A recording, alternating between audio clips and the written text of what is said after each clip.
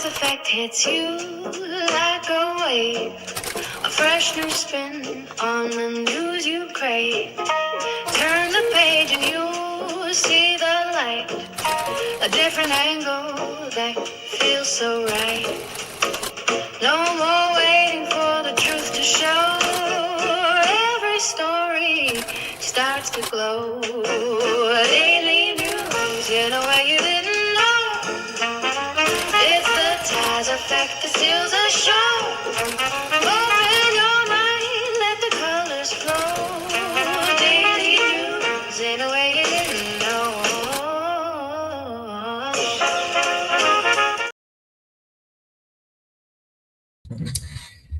Good afternoon, good afternoon, good afternoon. Thank you for joining me here for the Taz Effect Daily News in a way you did not know you could use. For those listening in over the radio airwaves, thank you for tuning in at GCPR.live and listening in through our Android and iOS apps.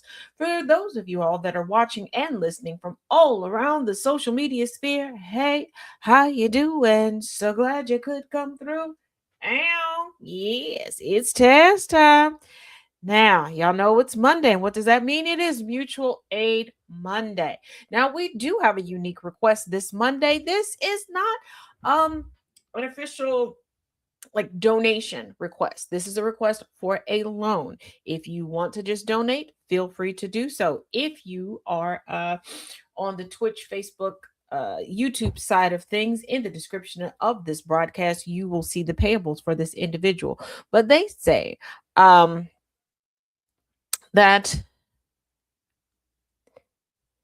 they had an agreement that ended and they found a new place to live, but they miscalculated their money and don't have enough to pay last month's rent. If they could borrow from someone or a few to add up or at least come close to what they need to pay by this Friday and the rest next Friday. This is not a donation request. It is a loan request for 2 weeks at the most. The total amount that they need is $1,060. So we've got Cash App, $ Peaches 1972, or Venmo. Which there's the Venmo on this. Yeah, I think the Venmo link is in the description of the video.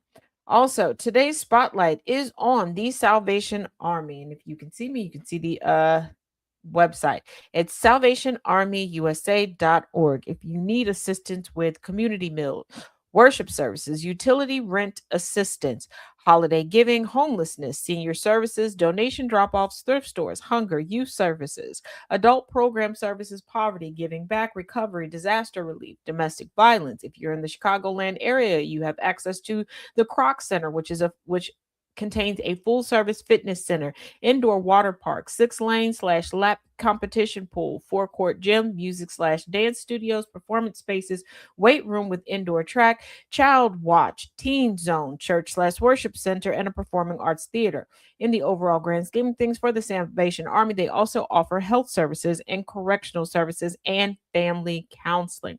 Again, if you are in need or interested in further information regarding these services, you can go to salvationarmyusa.org. Hey, hey, hey. Thank you all for joining. Also, there was because it is Monday, at Taj J77 on the Tube of You. Excuse me, we have Epstein Maxwell updates. And you can go over and check that out today. Information regarding Pam Bondi, Todd Blanche, Sarah Keller, and many more.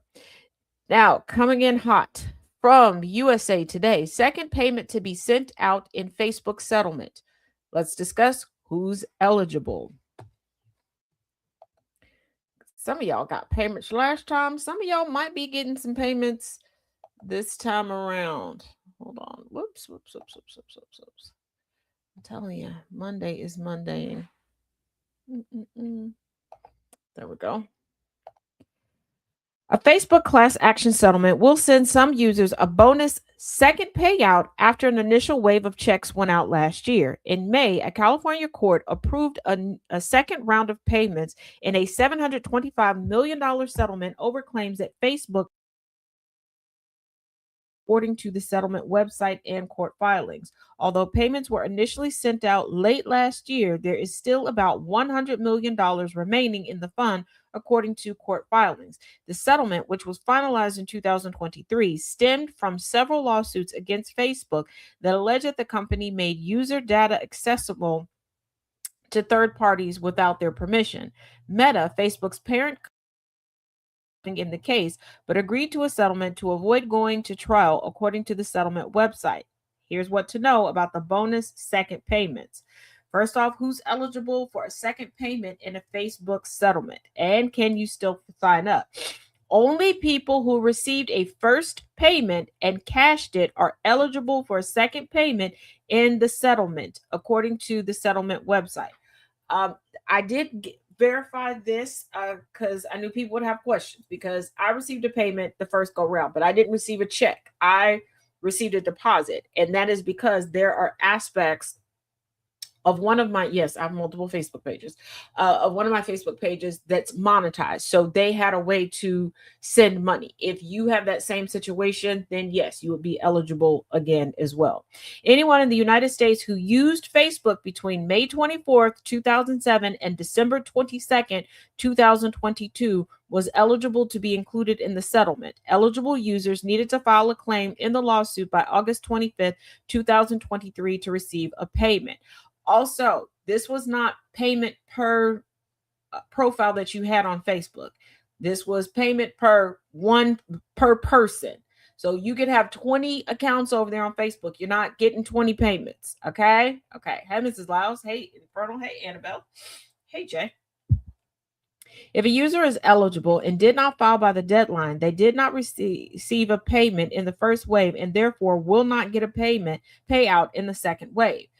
When will Facebook settlement payments go out? The settlement administrator will send out the bonus payments beginning tomorrow, June 9th, through the next 4 weeks, according to the website. So from June 9th to around August 9th. Okay? Okay, we good?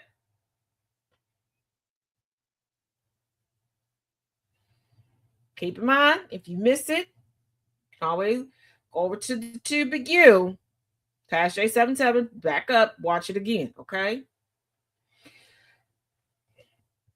Those who are eligible for a second payment will be notified via email 3 to 4 days before the payment is issued. How much is the second payment in Facebook settlement? According to court filings, the settlement administrator estimates that more than 15 million people will receive a second payment after taking administrative costs out of the remaining $100 million pot. There will be about $95 million left for bonus payments. The total amount each eligible claimant will get in the second bonus payment will vary based on what filings call allocation points. But the administrator estimates they will range from $4.67 to $7.32 each. Before you go, but they said it was not. Do y'all not understand class action lawsuits? And this is against Facebook. There were quite a few people who got in on this. Allocation points are the number of months a user was on Facebook during the eligible period, meaning a person who used Facebook for 2 years or 24 months between May 24th, 2007 and December 22nd, 2022 will have 24 allocation points. What is the Facebook settlement about? The lawsuit that led to the settlement were brought in the aftermath of the 2018 Cambridge Analytica scandal. The since shuttered marketing firm was accused of improperly obtaining and sharing information on Facebook users to target voters in the 2016 presidential election. Yeah, because they got all of my information wrong. But I see how easy it is for people to get my information wrong. First of all, my collection of friends and contacts is extremely eclectic. 2, my shtick is history then and now, because the news is just chronicling history as it unfolds. And being a historian and a history teacher, it's very hard when entities do stuff like this to pinpoint like what to target me with. They don't know. They have no idea. And the people that I tend to communicate with to get information, to set up interviews, to set up classes and tutoring sessions, they don't know. And I remember this period of time because the ads were off the chain. They didn't know if I was independent, Democrat, just floating in the wind. They didn't know if I was Republican, conservative, liberal, progressive, none of the above, all of the above, male, female, iguana. They didn't know. When I tell y'all stuff was getting sticky on my timeline over on Facebook, all I could do some days was laugh. So the lawsuits were consolidated into one filing in 2018, and years of proceedings followed. In December 2022, Facebook's parent company Meta and the plaintiffs agreed to settle the lawsuit.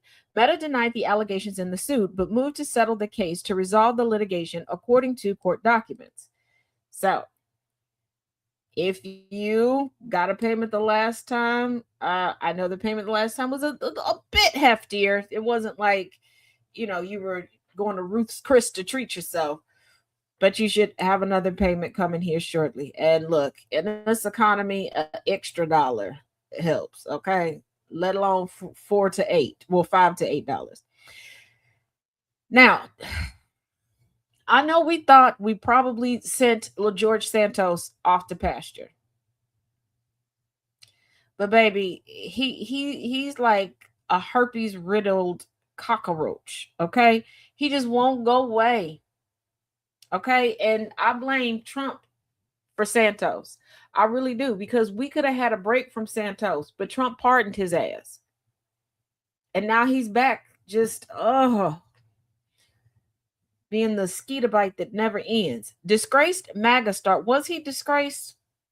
Because what he did, all of MAGA seems to be doing, and the fact that y'all are still calling him a star, hey Nana J, is really bothersome. But here we go. Coming from the Daily Beast, disgraced MAGA star George Santos accused of threatening reporter probing his trades.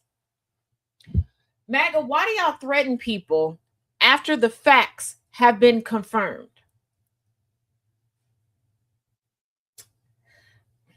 Disgraced ex-congressman George Santos is accused of telling a reporter that his expose on him would get you a gun in your face.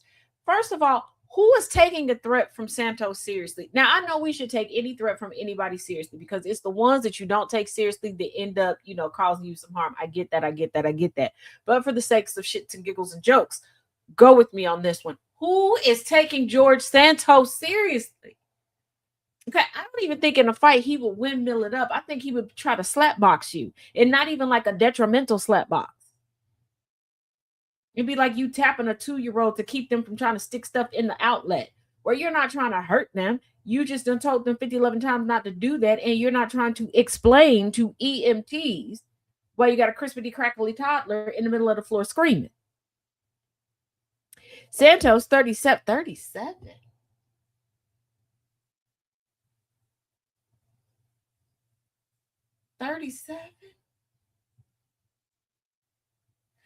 In my time, things have really changed, because back in the day, 40-year-olds, we looked at, like, when we look back now, we think that they was like 60, 70 years old. We're like, oh, shoot, that's what they was portraying, 40-somethings.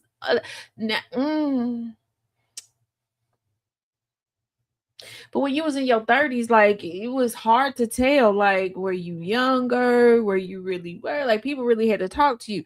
George looked like, he looked like what he been through. Well, he looked like what he done put other people through. Okay, Mikey, be safe. Right, he's only 37. Once again, I feel like the Pace commercial, New York City. Like, that's how I feel. Okay, let's stay focused. Santos, 37, was expelled from Congress in December 2023 and later jailed for fraud, only to walk free in 2025 after President Donald Trump Sr. commuted his sentence. He has reinvented himself as an online provocateur on X. Daily Beast, do y'all know what words mean? How was that? He didn't reinvent himself. That's what he being. So if I go and take a break and come back, can I just say that I reinvented myself as doing the news? Like, what the hell? I'm older than George Santos. Oh, yeah. Yeah, Jay. We all are. Yeah, Infernal, he's 36. That's what they said. That's what the people said. That's what they said. Hey, DJ. NPR journalist Bobby Allen says the alleged threat came in a furious phone call from a blocked number a day after he revealed that the Justice Department and the Commodity Futures Trading Commission had opened investigations into Santos trading on the prediction market Kalshi. The federal scrutiny was first reported by NPR. So hold on, wait a minute. I feel like the dude that does the come to find out. Uh, dear brother, if you see this, I'm just gonna borrow it for 3 seconds. Okay, okay. Come to find out. The Trump senior administration is investigating you, Santos, after they pardon you, which I think was a waste of ink, effort, and paper. But we know this ain't the regime of caring about the climate. But then come to find out,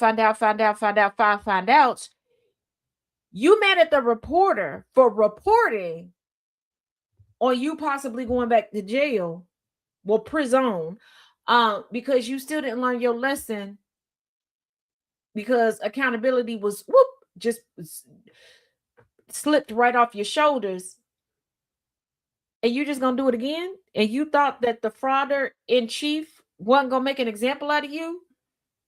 Bro, you're gay, and you're brown gay, even though you may not, when you look in the mirror, see that you got a tint of melanin. Okay, you're a little bit olive.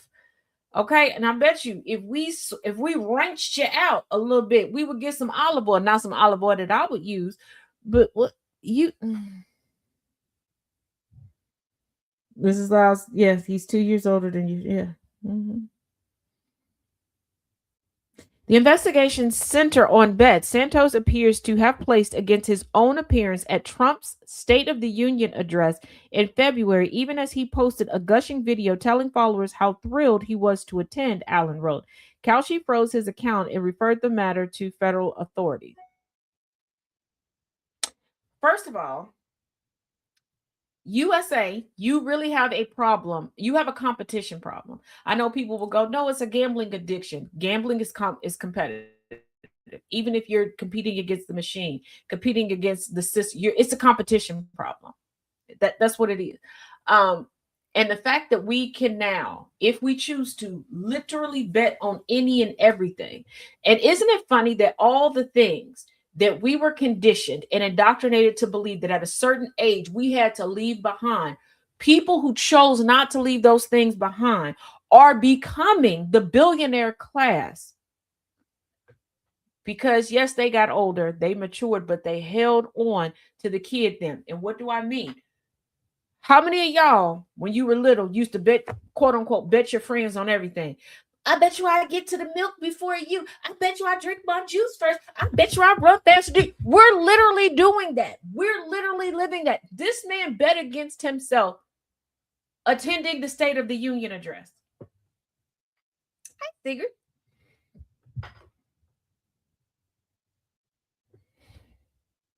Is investigating him, but keep in mind George is one of the ones that was like, yeah, if we do have the anti-weaponization fund, I'm going to apply because I'm owed money.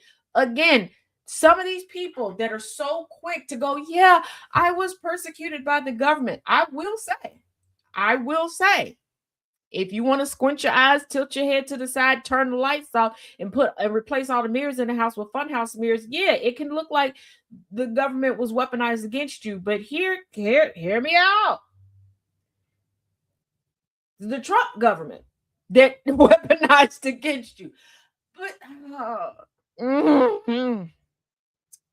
but y'all, that again, disclaimer: all the news is real. Okay, it may seem like an SNL skit, something resurrected from In Living Color or Mad TV. It's not. It's not. This is not coming from theonion.com. Got a little too bad. I took a longer nap than planned. Oh, I feel you. Now, you remember when I told y'all about the former CIA officer who was not qualified, who truly manipulated himself into a position and had gold bars and everything all up and through the house. Hey, twin, what's popping? And for some reason, with the U.S. government, there's a whole lot of people just chilling at home with gold bars. I don't know where one would just procure gold bars and nobody like said anything and alerted anybody to it, but hey, whatever. So here we go. Here's an update. Former CIA officer who had 303 gold bars in his home ordered detained. You think this had 303 gold bars? And I'll tell him what else he got stashed that he could just quickly liquidate and be gone. Like, how does one obtain 50 gold bars, let alone 303, and nobody know nothing? You got filtered. Oh, my bad, Mikey. I should have told you. They hey, DJ new member over here at Ghost Club Production. But I'm just saying, if I go and buy a certain amount of anything at the store, I feel like they put me on the watch list. As a matter of fact, when my mother was still alive, she and I, quite a few times when the church would have large events, we would take turns going to get stuff for the church. And they would have us, what are you getting? Like the amount of questions. So, a former CIA officer accused of stealing money from the government by lying about his academic credentials and military experience, who authorities said had roughly $40 million worth of gold bars stashed in his house, was ordered detained pending trial Friday by a federal judge in Virginia. David Rush was described by a Justice Department prosecutor as a master manipulator who cannot be trusted, detailing a damning track record of lies that the government says only grows by the day as the FBI and intelligence community continue their investigation. First of all, he was not new to working for the CIA. How did he manipulate the CIA? How was he able to fake credentials for the CIA? Like, getting over on someone like me with said credentials, I don't have access to everything like the CIA and the FBI do for their vetting process. That understandable. There's only so much verification I can do on a background check. There's only so much verification you out there can do on a background check. Because I know there's somebody right now tapping their friend going, she don't know what she talking about. I've been hiring people for blah, blah, blah years, and I can check all the way down to the last time they had toe jam in between their pinky toes, okay? And I knew what it smelled like and what flavor it was. You're lying, but okay. There's only so much we can do. But when it comes to the CIA, the FBI, and vetting, you would think that they would be doing better. Again, how does one procure 303 gold bars and ain't nobody snitching on? Hey, he keep picking up gold bars, and we don't know what he doing with them, where they going. And this is not the first time. I had this question with former Senator Menendez. When they went to his house, remember? On a search warrant, and he had gold bars chilling in the closet. Like, how? I promise you. And before you go, well, Taz, you can buy anything in any amount. We have big box store. Go to a big box store. Okay? Get 100 pallets of anything. Pick anything. It could be sugar. It could be pencils. It could be toothpicks, Q-tips. It could be cotton swabs. It could be rotisserie chick homes. Okay? Watch them ask you a bunch of questions. They will pull out forms and have you fill it out to make sure you're not up to nefarious, or right then and there, they're about to have a rule change as to how many you can get done.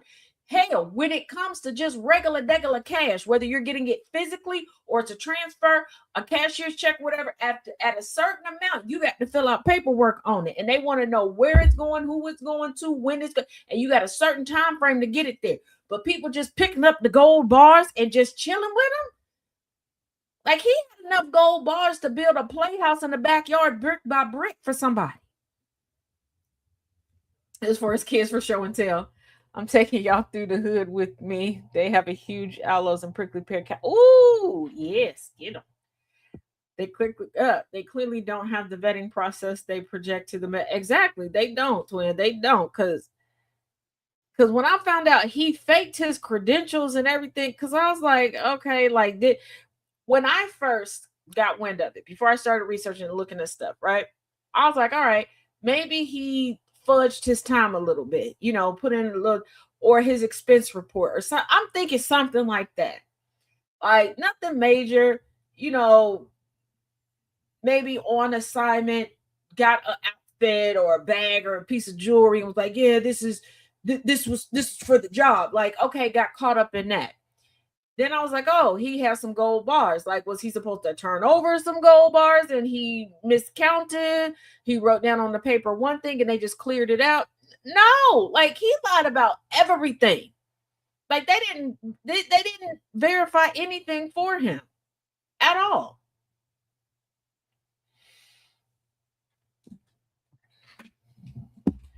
So, okay. Now, to break up the monotony, I alluded to this slightly last night on the Villains View, but we're going to talk about it a little bit more here. J.D. Vance says Charlie Kirk's assassination convinced wife Usha to have another baby. And this is why I say, for those of y'all saying, oh, Vance would be worse as president, Vance doesn't want to be president.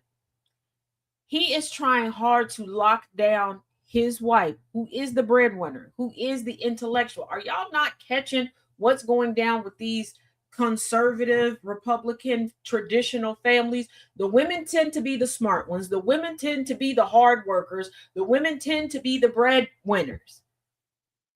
It's the upside down. Because if he really wanted to be president, we know that he would have to drop his wife, because MAGA does not like that she's brown, that she's not Christian, that she's not all of these things. But he loves her. And he knows. You can tell by the look on her face. She drained. She don't want anymore. Charlie Kirk's assassination profoundly impacted J.D. Vance and his family. Why? Because purportedly, J.D. and Kirk weren't friends. The narrative that has been pushed for a while is that Usha and Erica were besties. And before you go, when the women were besties, the men, no. I need y'all to stop lying to people and stop lying to yourselves. You know that you can be friends with somebody and their spouse may not be cool with your spouse or your partner. It is not that there's any bad blood. Just because you have something in common with somebody does not mean that your significant other has anything in common with their significant other. Everybody does not have couples only friends. And folks do have friendships before they get into relationships. And if y'all are one of them weird people that's like, nope, I'm getting married, so I have to clean house. All of your friends go. Gotta start off scratch. You have issues. And you all are the ones that will be trapped in perpetual abusive relationships because of that. You got lost. She said, Mikey, do not get lost. Get the prickly pears and the aloe and don't use the GPS, sir. So, Charlie Kirk's assassination profoundly impacted J.D. Vance and his family and caused Second Lady Usha Vance to change her mind about having another child, the vice president has revealed in his new memoir. Those who are birthing individuals, those that possess the ability to give birth, I'm going to ask you a question, okay? Because I don't want this to seem like, I'm dictating for other people. All right. We're very interactive over here. It's pretty though. Well, okay, at least it's pretty, Mikey. Don't get too lost. All right. We don't have 40 days and 40 nights to keep going. But here's the thing. Him keeping his friends is a break for me. Yeah, exactly, Nana. I want you to think, if somebody close to you is brutally murdered on camera, on the internet, meaning their children, let's forget about all the adults in their lives, their family members, let's take them out. Their children may see this replayed over and over and over again. Would that be the trigger for you to be like, you know what, honey? This violence and this tragedy made me think we should bring another child into this world. Because I wouldn't think that. I would be like, it's time for both of us to go get snipped. Like, we're not taking no chances. Absolutely not. So you gonna tell me my bestie's husband gets sniped in the neck, okay? Swiper did swipe his esophagus right on up out of there. And I looked at that and was like, oh, my bestie is so sad. Oh, so sad. Honey, I changed my mind. I know I said we were just going to have the 3 children. We got to have 4. What? Because Charlie gone. Charlie gone, baby. We got to have a... What the hell kind of sense is this? Yes, to turn that darn TV, the channel. Right. Like, come on. Like, who? This, first of all, how is JD Vance able to write all of these damn memoirs? Why are you writing all these like, you ain't even hit 50 yet, and you're consistently writing memoirs? And how do you have the time to write a memoir as the spare? You taking all these vacations. You learning new makeup techniques. You're impregnating new couches and your wife. You got time to go whitewater rafting down the Little Miami River in Ohio. You got time to fly back and forth between Ohio and DC. You doing all these things. How? You're the vice president of the United States. It wasn't it MAGA when Kamala Devi Harris was the spare, the vice president, that claimed that the vice president had all these responsibilities and all these powers. If he got these responsibilities, how he out of the office and doing everything else? He's probably using ChatGPT. Well, given that he uses a very unethical technique to title his books, he likes to use the popularity and the notoriety of Black women authors to trick people into purchasing his book.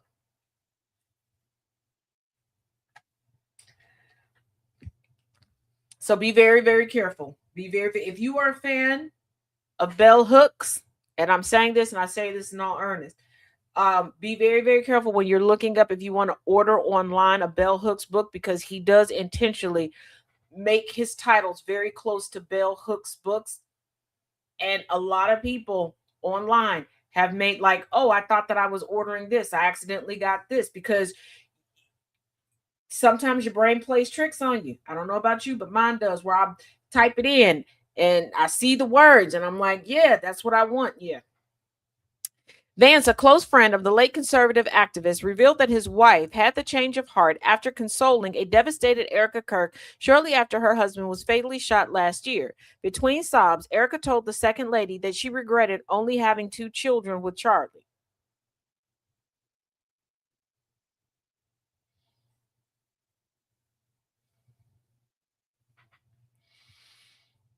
I said a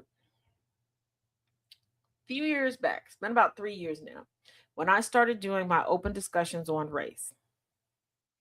And there were some very brave white people who revealed in these sessions, and they said that I can talk about this in public, that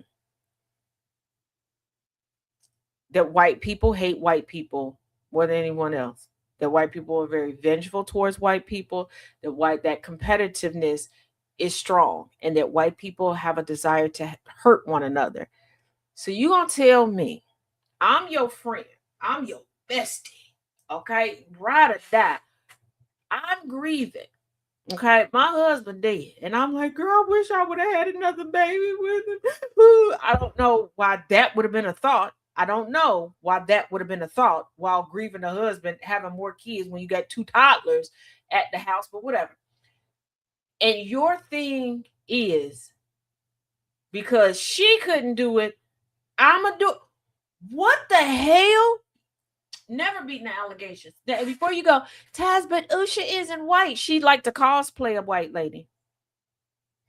Because I really need y'all to think. I need y'all to think. If you are grieving and you're telling somebody they're supposed to be your ace boon coon, okay? something that you wish you could have done with the person you just lost, and their purported reaction. I don't know if this is how it happened again at all, because remember, this is coming from JD Vance. But even with that, to think, you know what, this will sell and this will be endearing. That means somebody has done this. Somebody has thought about this, and this is something that is acceptable in the community of whiteness, the voided community. Okay, you can't do it, girl, so I'm gonna do it, and I'm gonna let you watch me do it, and I'm gonna invite you to all the festivities that are surrounding me doing it. What? What?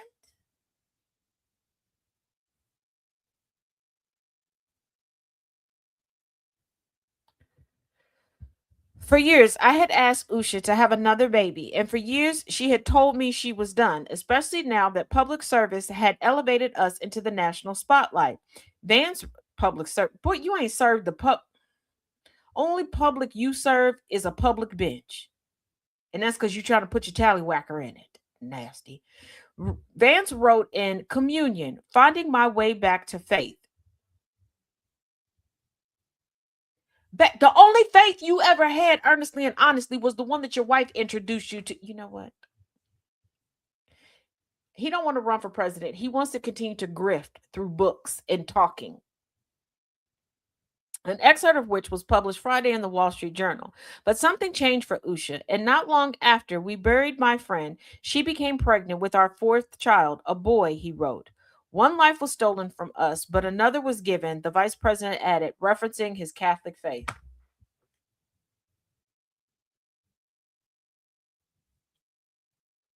Are y'all gonna name the child Charlie and expect it to act like Charlie? Like, so you like for okay, white people, Vance is not helping y'all. You're not escaping the great replacement theory allegations. You're not. This mofo, "Oh, one life was taken from us, but it was replaced." That's endearing when it just happens. Like there have been a few times in my family that just by happenstance, someone was pregnant, didn't want to say anything till it got to a certain point and someone else passed away. Sometimes it's on the same branch of family, sometimes it's not. Like there have been times there's been a loss on my dad's side of the family and somebody was bringing a life in on my mama's side of the family. But you know what I mean?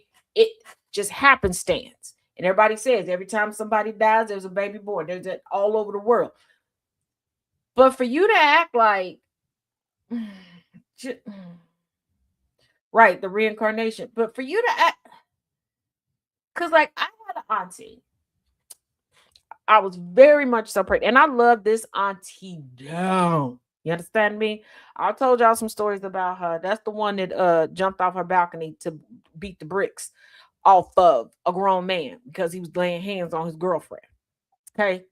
She was not to be played with. She was a real one. Okay. I was pregnant with my youngest daughter. I was coming up on like it any minute. I was gonna give birth. Like it was, we were down to the wire. Any minute, my aunt passed away. My aunt passed away. Now, upon giving birth, because this is a child that was born at home, that was not planned. Um, I was originally going to name her after my aunt. And then there was a last minute change. Um, and there were some people that were like, "Oh my goodness, I can't believe you went and got pregnant because your aunt died." Sweetheart, I'm not an alien. I don't know how that would have worked. Because I kid you not, it was like she passed away like 2.5 weeks later. I gave birth. I'm like, I don't know how y'all thought that was. It just worked out that way. But I want to know what promises he made to Usha Vance. And the only thing I can think is, baby, please don't leave me. When this is all done, when this all, I'm going to leave. You know he about to die. Technically, I'll be able to be president for like a year and a half, 2 years, and then I'll be done. I'll be done. We'll be back to our nice little East Walnut Hills, Cincinnati, Ohio luxury home, and it'll be so good. And I'll get you the rest of them vacations you was wanting in the 50 states. Yeah. Yep. Like I feel like that's how it went. Like, baby, baby, baby, I promise. I'll just keep the Ashley Shays Lounge, downstairs in the basement. I won't get no more. I know you seen the Bob's Furniture ads, but I ain't gonna get none of them. I promise. My word is bond, girl. Cause ain't no way. Ain't no way. Hey, Nightbird. No.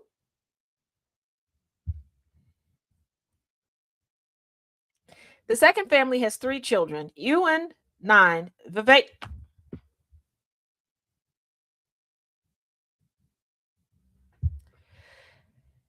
Ewan, 9, Vivek, 6, and Mirabelle, 4. The Vance's fourth child is due in late July.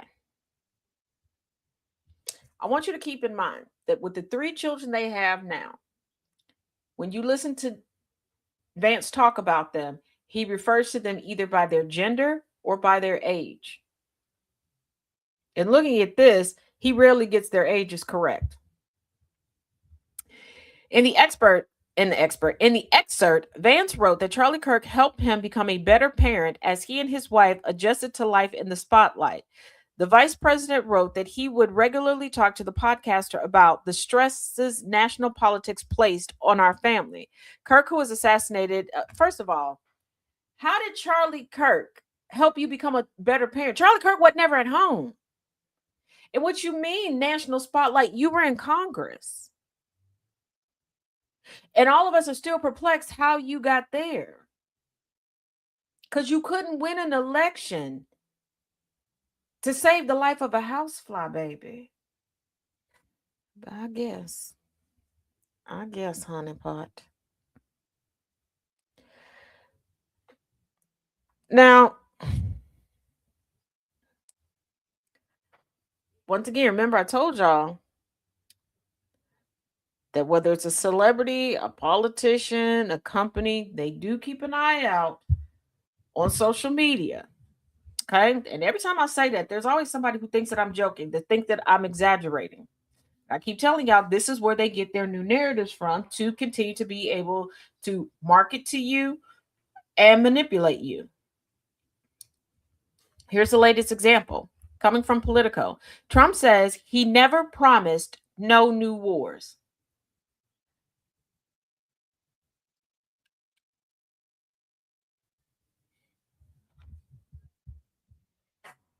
JD multiplying like xenomorphs. You're right, Jay. Let me repeat that for you. Trump says he never promised no new wars.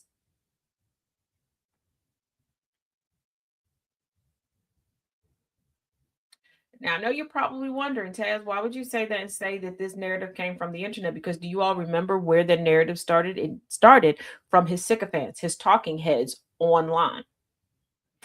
Right-wing commentators, influencers, content creators that want to be big time influencers with the money and the trips and all that stuff. They're the ones that started saying that because they were like, no, in Iran, that's not a war. We're not at war with Israel. We're not helping Israel with the war. That's not a war. But he didn't promise us that. He didn't promise us that. You all misunderstood. Yeah.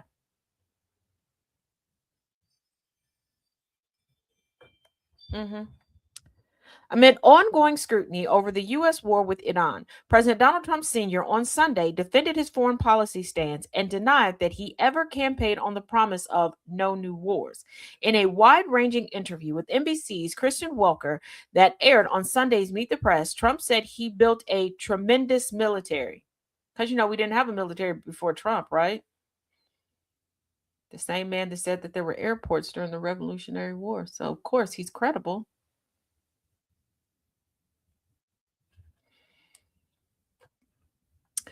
First of all, I didn't guarantee no war. Why would I have built the strongest military in the world? I built our military. I inherited a terrible military. We had no equipment. We had nothing. I built a tremendous military. When you say I promised, I didn't promise anything.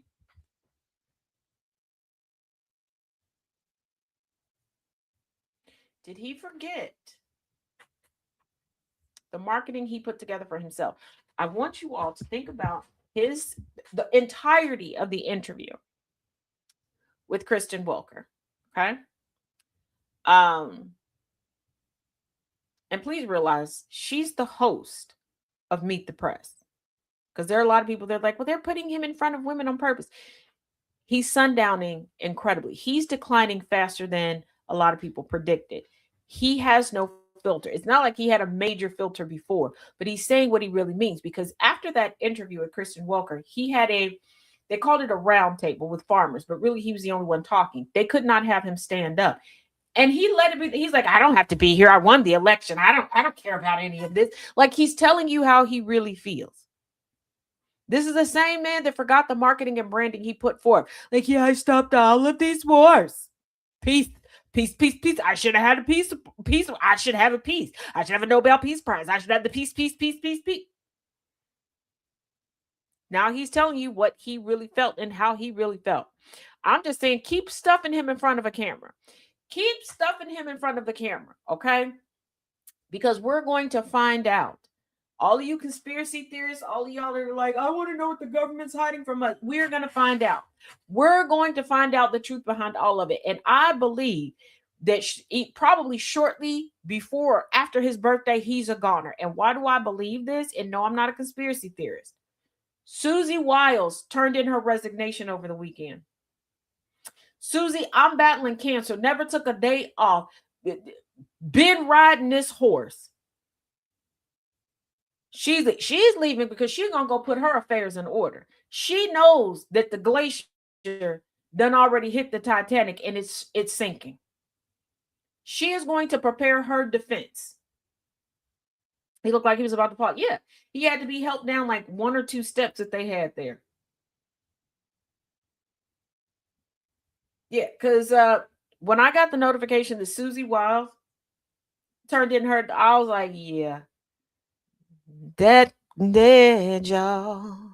Oh no. Mm-hmm. And wait. Sorry, hold on. Okay. Alrighty, did that.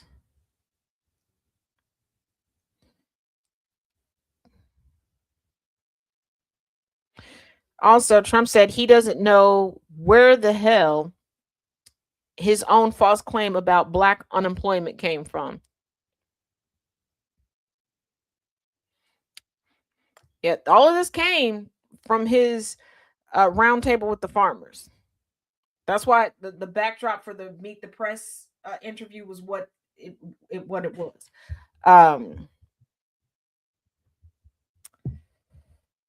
Trump says, I'm never giving this back after receiving medal from Olympic athlete. Why are y'all treating Trump like the oldest, stinkiest, most cranially dilapidated Make-A-Wish Foundation kid there ever was? And I told y'all that this presidency was 2 things way back when he was just stretching to begin his race to POTUS Mountain, okay? That 1, he was campaigning and running to avoid accountability, aka prison, and 2, to tick off his bucket list. Because Trump is more terrified of being forgotten by history than he is of dying. And he knows that his family is not going to do anything to cement a legacy for him. They're not going to do a scholarship in his name. They're not going to try to get a building named after him at Wharton. None of that. He knows this. This is why he's scrambling. But I need y'all to stop giving up things that you earned to somebody who couldn't even earn best crisscross applesauce sitter, okay, in a legless man competition. And then y'all have the audacity to turn around and look at us black folks, especially us black femme presenting individuals, and go, see, they didn't earn it. DEI didn't earn it. When you created a didn't earn it POTUS. You created a didn't earn it POTUS. President Donald Trump Sr. accepted an Olympic gold medal given to him by U.S. speed skater Jordan Stoltz on Friday. Trump was in Chippewa Falls, Wisconsin, for a roundtable with area farmers, along with Representative Derek Von Orton, Democrat out of Wisconsin, who trails his Democratic challenger in the polls.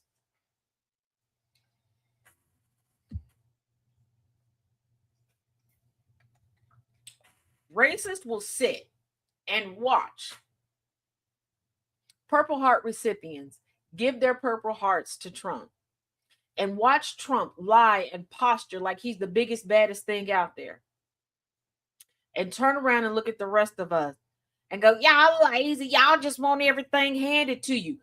They're literally worshiping like a damn deity someone who expects and vocalizes the expectation that everything should be given to them, handed to them,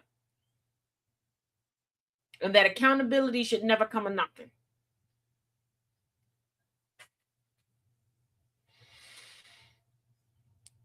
But folks get upset when Black, brown, indigenous creators of color say, hey, tag us when you take from us, when we inspire you, when you take word for word, bar for bar what we put out. Like, just tag us. We ain't even ask you to pay us most of the time.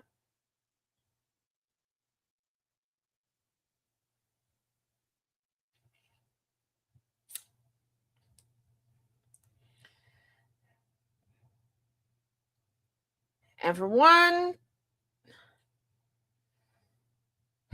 bit of audacity to another, Trump issues pardon to former Republican congressman convicted of insider trading. President Donald Trump Sr. has issued a pardon to Stephen Buyer, a former Republican congressman from Indiana who served nearly 2 years in prison for making illegal stock trades based on inside information after he left office. Buyer was sentenced to 22 months in prison in 2023 for trades made while working as a consultant and lobbyist. He was ordered to forfeit more than $350,000, representing the amount of the illegal gains, and pay a $10,000 fine. He was released in 2025. The Supreme Court in May rejected Buyer's appeal without comment or noted dissent. In granting a full, complete, and unconditional pardon, Trump Sr. cited Buyer's career as a judge advocate general in the Army and the House that was distinguished and highly productive. The pardon was dated Thursday and released by the White House late Friday. Buyer said the pardon corrects a politically motivated prosecution.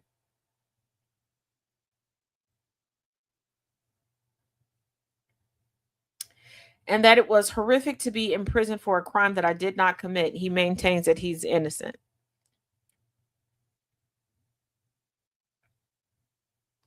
You know,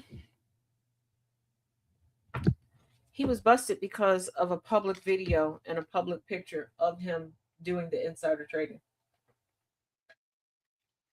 And there was an extensive investigation, but okay. Hey, Tristina. I'm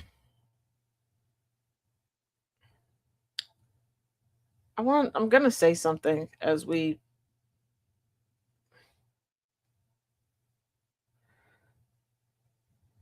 hold on.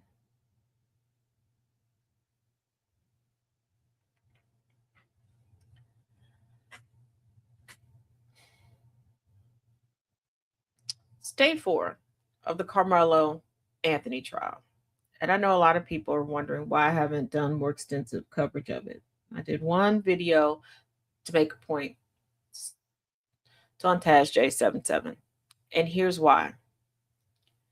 There seemed to be a concerted effort to lie and to misrepresent the evidence and testimony being presented in this trial. There seems to be a concerted effort across the race barriers, across gender barriers, across whether you consider a media outlet to be unbiased, biased, left-leaning, right-leaning, center-sitting. And it's disheartening. And it's hard to get information that can be verified. Have I been in contact with people who are legitimately boots on the ground there? Yes.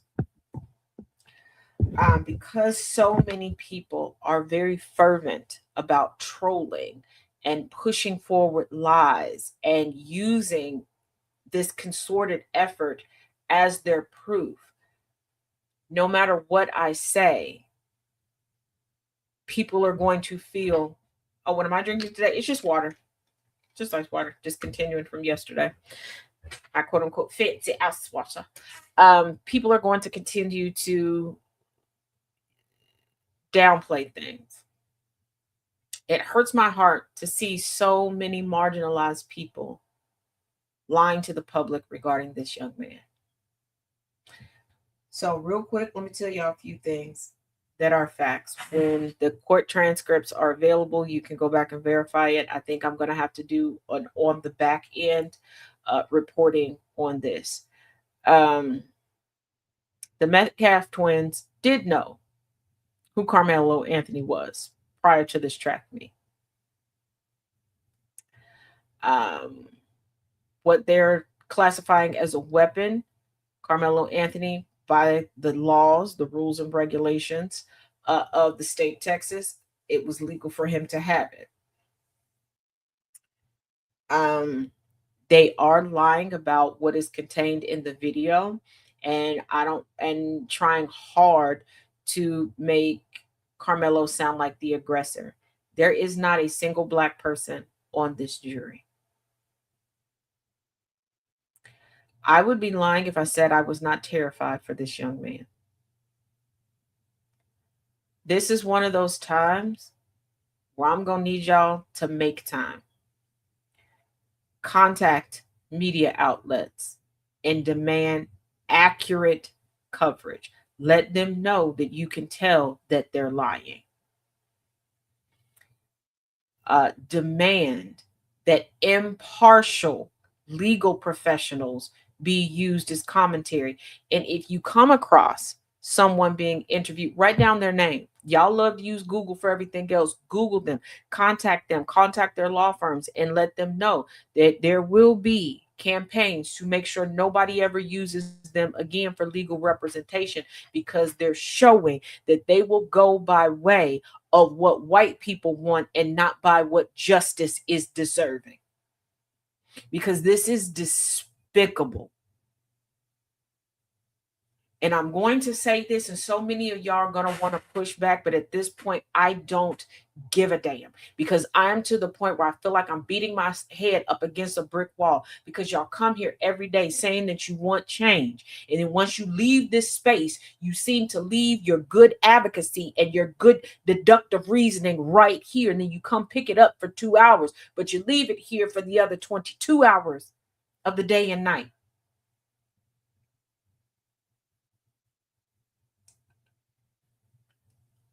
When you keep ignoring stuff and making excuses, this is where we're at.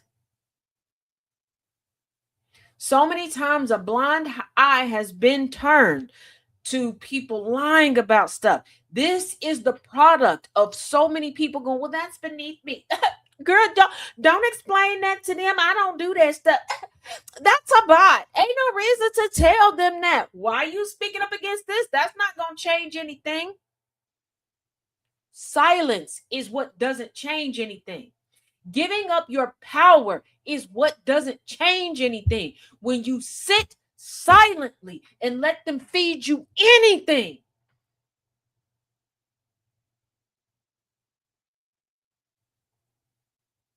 we get to a point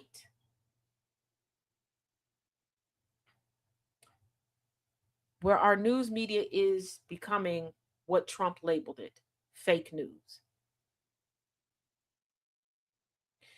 I often bring up the old school benefit packages for a reason, because y'all allowed those things to be taken, not just from you, but from all of us.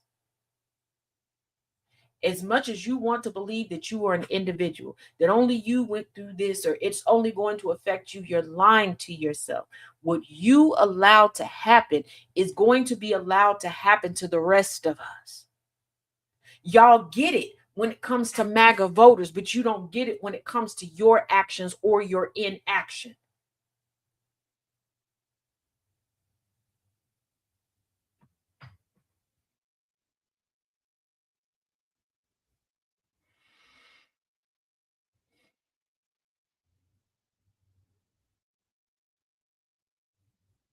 You want to hoot and holler about racist white bodied individuals and self hating POCs misrepresenting the words of the greats that came before us, that lost their lives, that lost their freedoms, that lost their minds, trying to get us to where we are now. Believing that by the time we got to 2026, we'd be far more pushed ahead. And you don't realize that you have just made everything that they endured for naught, for nothing. I want y'all to realize today that you have wasted blood, sweat, tears, and literal bodies from the kidnapped and forced to be enslaved that decided they would rather have a burial at sea and be free than to be somebody's property to the last to march and lose their life. You've made their lives for nothing. So you need to make a choice today. Does another black body hit the grave for no damn reason?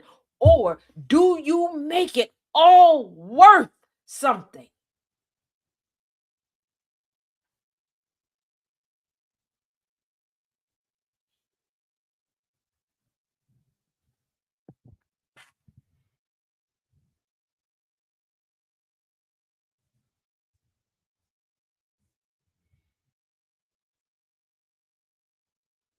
Do you finally make it worth it?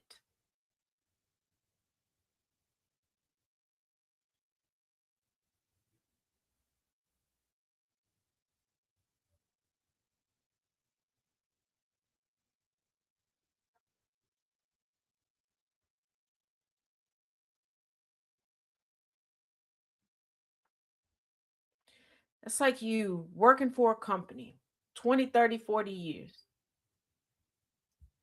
You coming up on retirement, you're like, yeah, I don't earn all these things. Yep, yep, yep, yep, yep. I got it. And because you let them not do this person right, not do that person right, you could have spoke up regarding this. You didn't pay no attention when it was time to vote on them changing rules or not. Then it's time for you to retire. All of that stuff you was waiting on, that you were banking on, that you need to sustain and survive in retirement, you ain't got no more. I want you to think about that.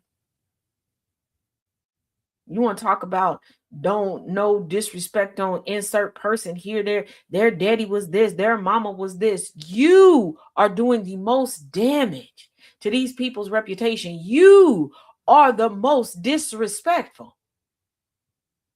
You are. And y'all really believe that being the historians, being the advocates, being the activists is a moneymaker. Baby, let me explain something to you, okay? And I want you to hear me. If someone's life elevated through their advocacy, they done bought a new house, huh? They got new cars, huh?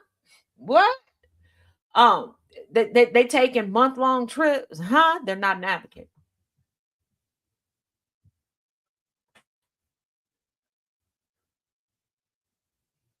They're not an advocate.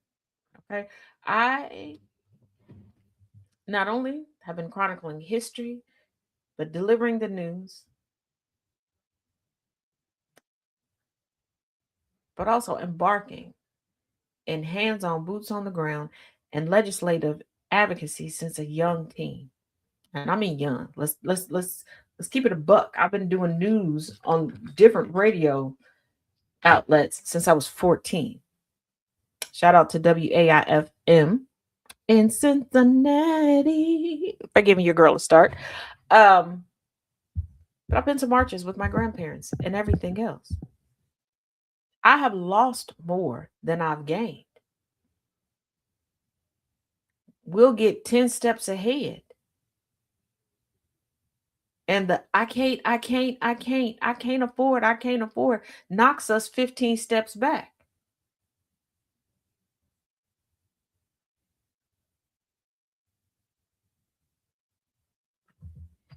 You won't sign a petition because you think it's going to make it hard for you to afford the mango flavored lube that you like to use on Saturday night. I continue to teach people into their advocacy and speak up, and I lost tenure. You don't give a damn and will research somebody from the rooter to the tutor because they said they ain't like your bangs last summer. They said not the bangs, the bangs. And you went on a mission, Haley said, to destroy their whole lives. You were taught from primary school, no taxation without representation. And look at you now. Look at you now. Because I promise you, if I make a misstep and piss you off, and I'm not even talking about socially pissing you off. I'm not talking about me dropping the ball and doing something that's going to negatively affect your life. No, I didn't notice your new haircut fast enough. Okay. I complimented your boot thing and not you because I didn't see you yet. And you would go and gather the troops to take your girl down. But you cannot get it together enough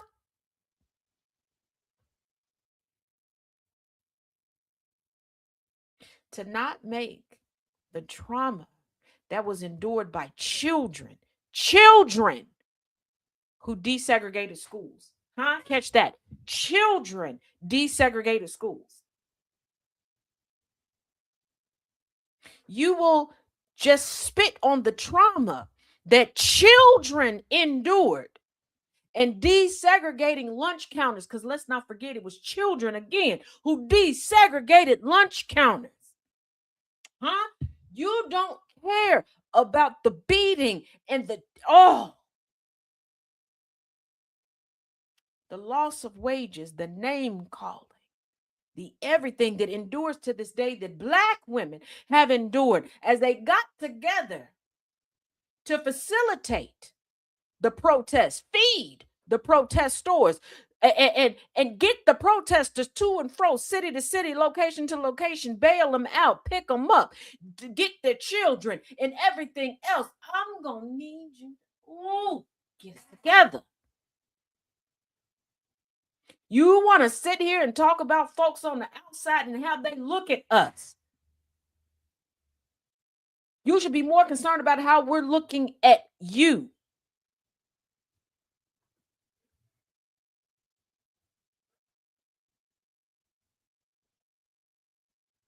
And I'm really about to say something that's going to make a bunch of y'all want to come out the bag on me, and I don't care. I don't care. Nuck if you buck. See how it works for you.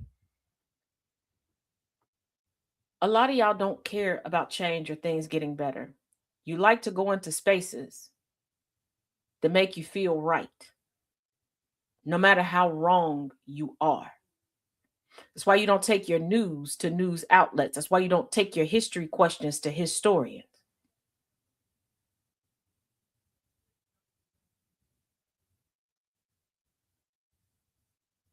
You like the late night shows because they make you feel warm and fuzzy on the inside, but not equipped to actually make any change because you have no desire to do so. You are okay with waiting for somebody to do that.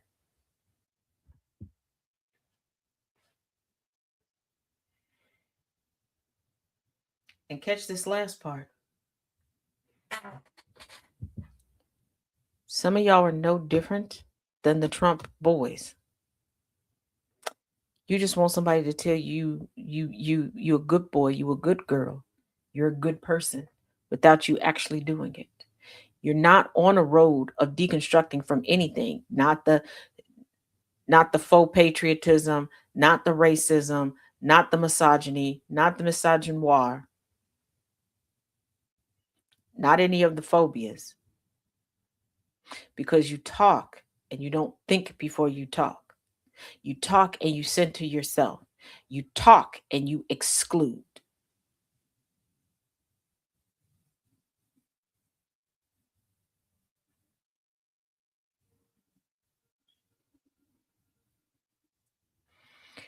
And part of us being better as a society is allowing people to be honest about what they can handle and what they can't handle. And I'm going to pull in one of the topics from this morning. Yeah, I was there the whole show, not just at the end when I finally said something to Thomas. I keep telling y'all this. When Thomas started the conversation regarding the couple that aborted the child that plausibly would be born with Down syndrome, people were having big feelings. I understand. And this is when I tell y'all all the time, sometimes you got to take yourself out and your lived experience out. And you got to look at the experience of the people that are talking. We talk every day about child abuse and how people shouldn't do certain things and shouldn't make those decisions. And this is one of those times where the couple made that decision. Everybody is not equipped for everything. And you always want to woulda, shoulda, coulda, wish this person could have been that. No, they can't. A person cannot flourish if they don't have what they need in order to flourish. If there's no love and if there's no finances to make sure somebody gets what they need, then what kind of life is it?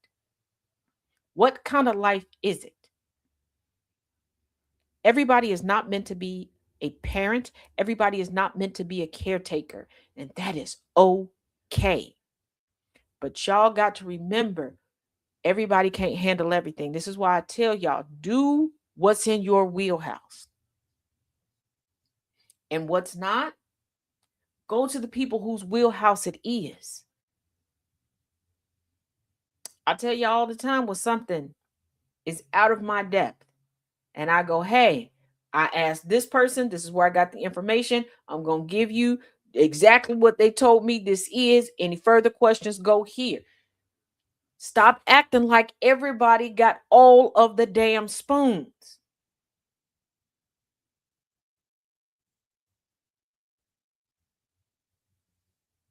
It's okay.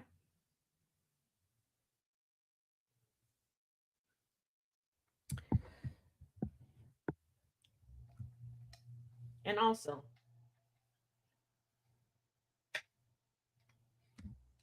let me reiterate, hatred has no creativity. It's all the same talking points when you sit down and listen. Same thing they said about black people, they said about women in general. When it came to being outside the house working, unless you were black, voting, driving, being able to make decisions when going to the doctor. Hell, the doctor even telling you what they found in your own body. Yeah, they said the same things about you that they said about the Negroes. They said the same thing about you that they said about the Negroes when you were a child, regardless of what your race, ethnicity, or nationality was.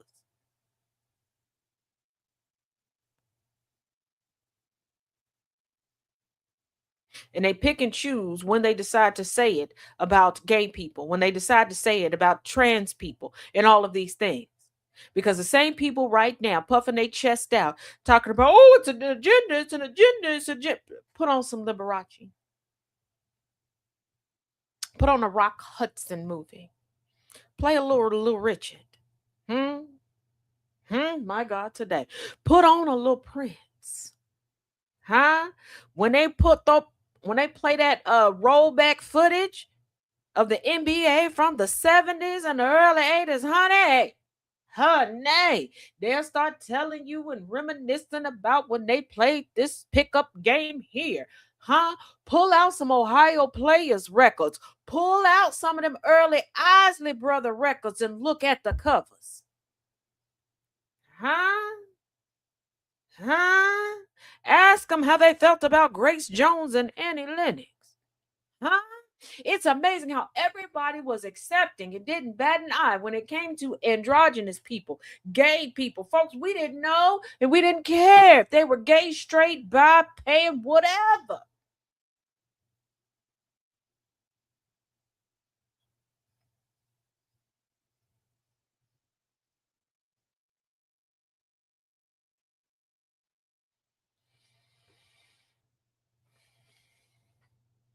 And for those with all the jokes going, oh, Jupiter is always expanding. There's always adding of a letter. I want you to put your critical thinking caps on, okay? If you have one, some of y'all maybe you didn't order one yet.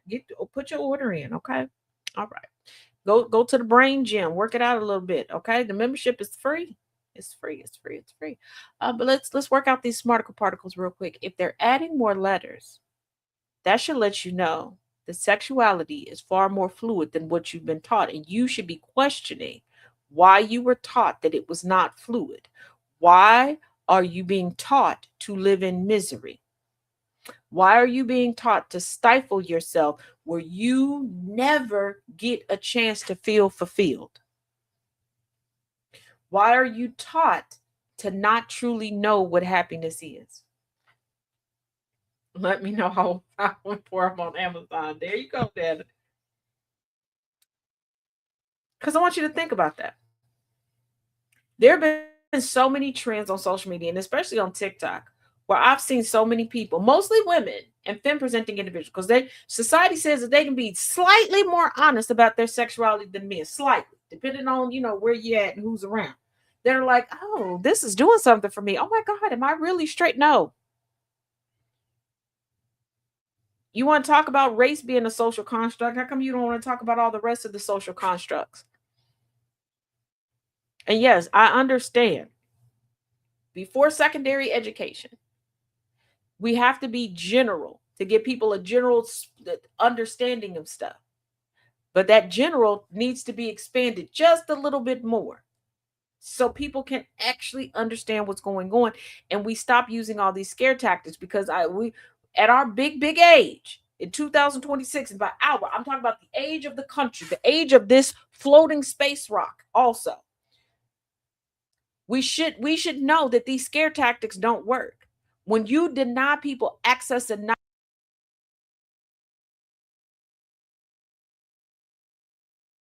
it in the wrong way. You have women snapping and being willing to become family annihilators because they've been conditioned their whole life that sex is not supposed to be enjoyable, that they're a good girl if they just do the uchi coochie wally wally just to have the babies, and once you have the babies you just focused on the babies and the man, they'll be okay. And then they find out that Billy Bob been hunching on any and everything regardless of gender identity since they first laid eyes on each other. It's just that he believed that she could provide them pretty babies and she would sit at home and take care of them all this time because he really didn't want them, but it's going to help him get a promotion at his job because he looks like a good, responsible family man. And everybody knows responsibility at home, even though you're not the one taking care of the responsibility, means that all of a sudden you're good at your job. Why are we going to college? Why are we going to trade school? This is how topsy-turvy, upside down we have allowed society to become. It's our doing.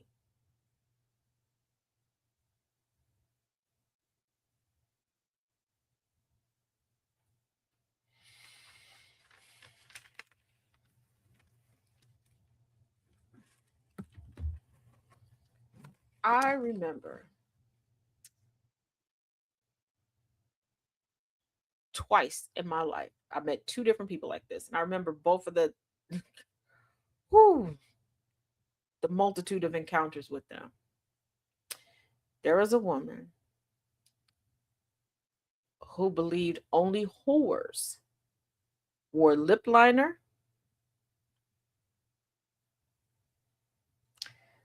so she thought, and this was like at the height of like especially black and brown women with the brown lip liner and like a slightly tinted gloss, like that was the lip combo back then. Like, so she's thinking the vast majority of women who look just like her are whores because she was sold that. And she was sold that because her parents just didn't want to buy her lip gloss and lip liner. Like sometimes a lot of these stereotypes and prejudices and the things that you're taught is because somebody's trying to be cheap or somebody just doesn't want to put energy and effort into you. Like a lot of these guys are like, I like my women natural because they think that that's the cheaper route. I don't like a woman who wears makeup because they think that that's the cheaper route. And they have it in their mind that in dating you and marrying you, that they will inherit your beauty cost. Now, sometimes that's the case, sometimes it's not. So they think that they want the cheaper option. So they're going to make up stuff and feed it to you, no different than parents that will make up stuff because they don't want to pour into you. And it's time to grow up and realize this shit. You talk about making a better place for all of these people. First of all, make a better place for yourself. Just because a new generation is being born, a new generation is graduating high school, college, middle school, kindergarten, does not mean, hey, if you're still walking, talking, breathing, moving around, you're still here. Stop all this. Oh, it's time for us to step aside. No, because some of this stuff we screwed up too. We're all in this fighting together. We have to stop going, oh, well, graduations happened this year, so you're up, buddy. So if that's the logic, then everybody got 1 year to fix this shit. You got 1 year to fix this for you to have your utopia of a life. Since when? Multiple generations will walk the earth together. Therefore, multiple generations must get together and fix this shit. And the older generations need to start being damn preventative and teaching the generations coming after us how to be preventative and how to move past the stuff that's already been broken. It's time to get out the super glue and fix some stuff, and some stuff needs to just be tossed out and never bought again. But all of this passing the buck, passing the buck, passing the buck, you passing everything but strength, discernment, and education. Stop assuming that at a certain age, or photosynthesis. You know how long it took you to figure this shit out. Why do you want to keep it going?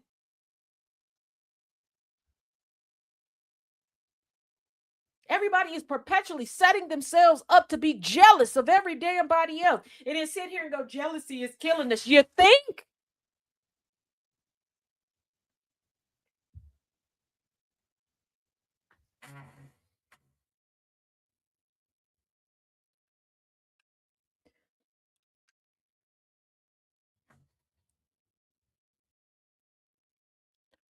Like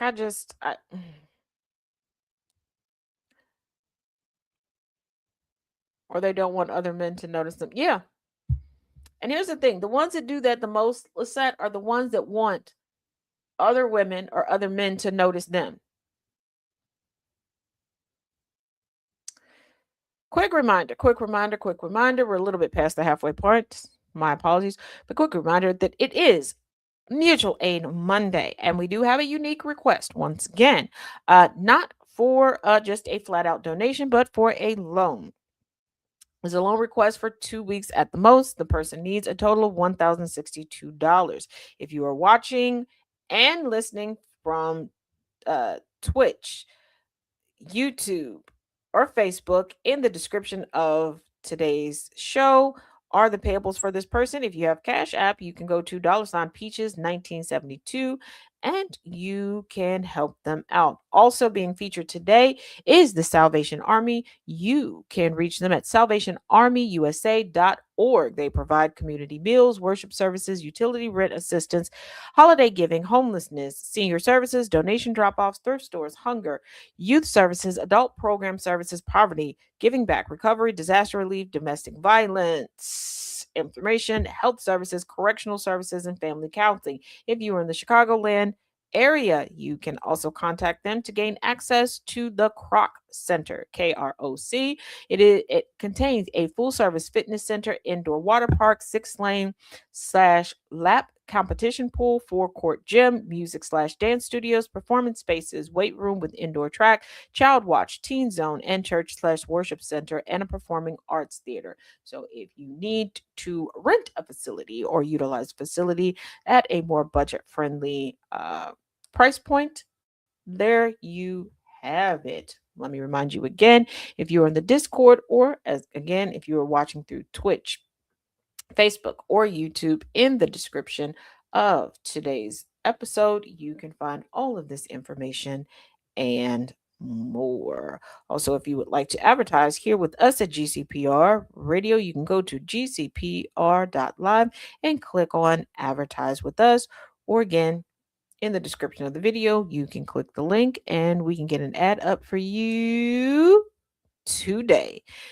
Now, remember how they were telling us that stem cells is bad, stem cells is wrong, stem cells are making the frogs gay. Last part facetious. Well, I'm trying to filibuster aging with stem cells. Who said that? Marjorie Taylor Greene. Coming from TMZ, Marjorie Taylor Greene is trying to get ahead of Father Time. I mean, for a 1,000-year-old Neanderthal, I mean, she looked decent. Thank you, Nana J. Telling TMZ she and fiance Brian Glenn are in Mexico receiving stem cell treatments aimed at fighting aging and promoting long term health. Why is it that the people, thank you, Nana J. Why is it that the people that are the most egregious that we need to find the upper room or the lower deck expeditiously want to hold on to life? The ex-U.S. representative tells us they underwent stem cell IV treatment Saturday at Dreambody Clinic in Puerto Vallarta. MTG says she's always been proactive about her health, dating back to her days owning a CrossFit gym, and believes stem cell therapy can be an effective tool for anti-aging and wellness. So you were on board with calling Mexicans dirty, filthy, all this stuff, and you was like, build the wall, going to all the rallies down by the wall that was started by Reagan. Don't forget that, y'all. But now you're down in Mexico doing what now? So them dirty, rotten, stanky scoundrels got the jump on us over here. And you couldn't get that over here in America with your universal health care that you held on to your position on Capitol Hill long enough to secure for life. Mm-hmm. Isn't that what helped Reagan, even though he was against it? Yep. Sure is. Sure is. Sure is. Mm-hmm. I love it here, huh? Just gotta love it here.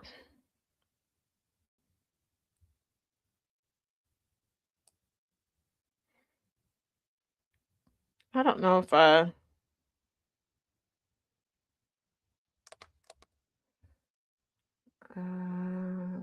federal court ruled against Hegseth transgender military ban. So we love that. She's progressively annoying. I can tell you that. That's what she is. Marjorie Taylor Greene will revamp herself into any and everything she needs to stay in the spotlight. I don't know if she's going to jump back into politics, but this is something that would certainly help her podcast career. And given that her fiance, formerly known as her affair partner, is a journalist, and yes, I'm being very facetious when I say this, she might segue over there. Now, today's closing news story comes to us from Politico. Spy Power's deal is latest Hill casualty of Trump Sr.'s impetuous decision-making. The president's decision to tap Bill Pulte as Director of National Intelligence has scuttled chances for a long-term Section 702 extension. Congress appeared to be on track to reauthorize a national spy program that's due to expire in the coming days. Then Donald Trump Sr. stepped in. The president's decision to name Bill Pulte, a MAGA ally with no national security experience, acting director of national intelligence, has upended bipartisan plans to pass a long-term extension of Section 702 of the Foreign Intelligence Surveillance Act, which has been floating along on a stopgap patch since April amid broader political disagreements about the fate of the spy law. Members on both sides of the aisle are concerned that U.S. citizens are getting swept up in warrantless surveillance designed to target foreigners overseas and want the program to significantly want the program to be significantly reined in. A bipartisan coalition of lawmakers was working to pass a 3-year extension, but Democrats are withdrawing their support in protest of the Pulte appointment, with nearly every Democratic senator joining a handful of Republicans in tanking a procedural vote early Friday morning that would have allowed for a passage of the 3-year deal before the June 12th deadline.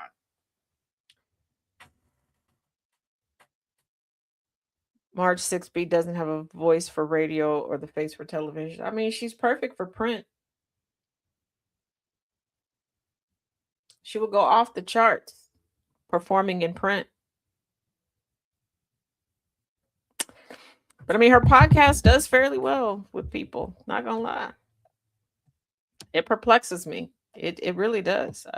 Like,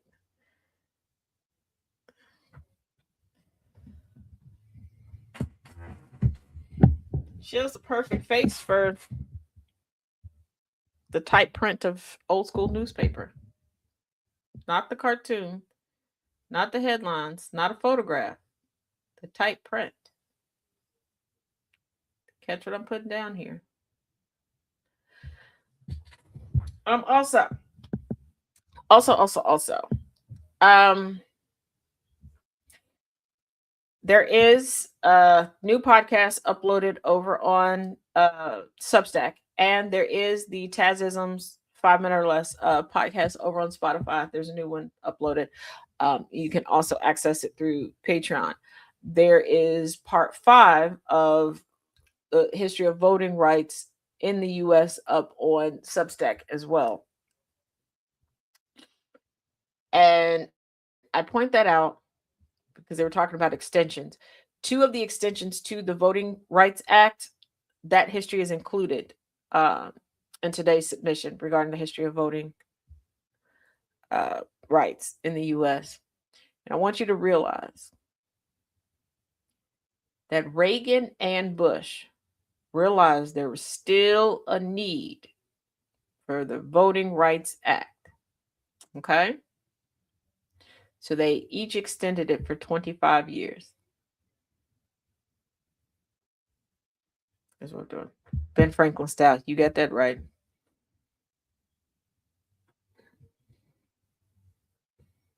She has a perfect face right now. She got.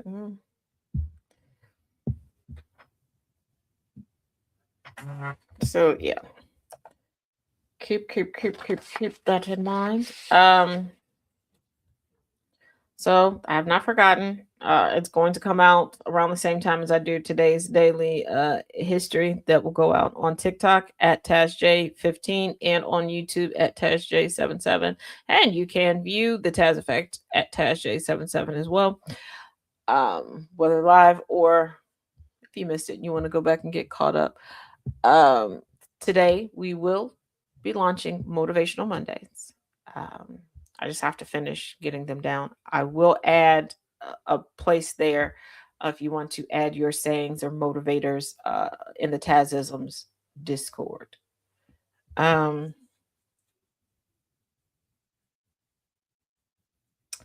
So yes. For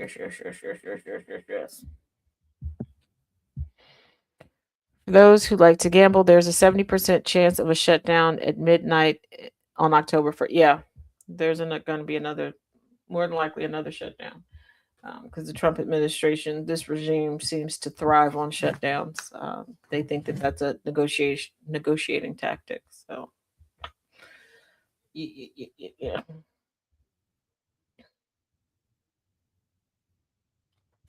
Do not forget. I know I said Sunday, but we'll probably do it before Sunday, so we can collectively have like a little sweet treat for the weekend. We'll do the live with the 3 ingredient of ice cream. Keep in mind, this is very, very basic. Not doing nothing fancy. Now the 3 ingredients, the third is optional. You can swap out the third one, okay? Because it's mostly for flavoring. Heavy cream, condensed milk, and vanilla. The vanilla you can swap out. If you want to chop up some strawberries and put it in there, whatever. I'm going to tell y'all, I'm going to crush up some Biscoff and put it in there. But we're going to go through do all do all do. We're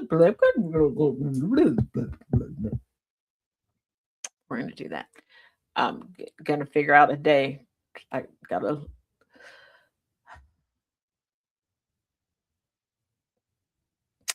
look up a day to figure to fit this in. My apologies, but this week's schedule is very topsy turvy because things got out of whack last week.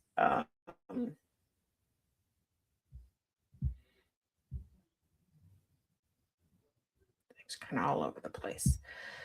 But we're gonna get her done one way or another. We're gonna complete it. We're gonna complete it, plead it one way or another. So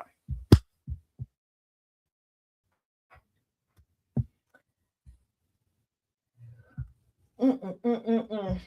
Also, do not forget today, given that it's Monday, it is open discussion on race day. You can still go to doodle.com/Cincy and sign up or click the link in my bio for open discussions on race and get signed up. Those are at 5:30 Eastern Standard Time, 4:30 Central Standard Time, held through Zoom.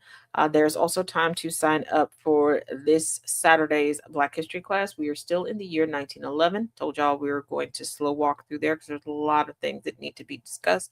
A lot of notable people born and or died in that year, and some pivotal moments that most people are not generally taught. Um, at 7 p.m. Eastern, 6 p.m. Central. We will be going over Lovely One by Associate Justice Ketanji Brown Jackson. Keep in mind for the Learning Through Literacy series this time around, Monday, Wednesday, and Friday will be Lovely One by Associate Justice Ketanji Brown Jackson. And Tuesday and Thursday will be dedicated to Not My Type. That is the memoir of a one Miss E. Jean Carroll. If you missed any of the previous parts that we have gone over thus far, we just started last week. You can go over to YouTube at TazJ77 and go to the playlist under their respective titles, Lovely One and Not My Type. If you have missed any of the daily history on TikTok, you can follow hashtag History with Taz and be caught up on that.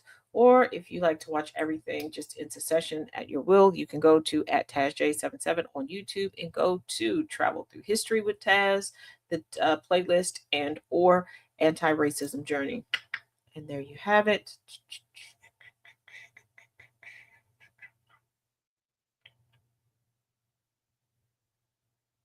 Also, if you are a member of Outcast Nation and or the Villains Guild, please contact myself or Smoking Hot Mess Jess and make sure that we have your email address. We have some information to get out to you, and there are some meetings forthcoming. If you have any desire to be a friend of the Guild or Outcast Nation, or you want to be considered to be a member, please contact myself or Jess and state that, and we can begin the vetting process for you. Also, keep in mind next week, applications will be open for those that want to join the mutual aid board. Keep in mind, these are people that will help with the directory of mutual aid, will be vetting and helping with fundraising and being outside eyes and ears, kind of like our inspectors generals for Island Boy Both Nates. I got that, Professor Moriarty. Um, uh, like the inspectors generals for the mutual aid, uh, for the guild and for the coffee and all that good stuff. Yep, gotcha. Just Professor Moriarty, please do me a favor and let Outcast Nation know to get me or just their email addresses, please. You can put me on one for that. Okay, gotcha, Ninja. Well, if you put a layer of Biscoff and some vanilla yogurt, you can make those layers if you want. A few hours. Yes. There's also I don't know how y'all feel about ricotta cheese, but there is a dessert hack with Biscoff and ricotta cheese. It's really good. And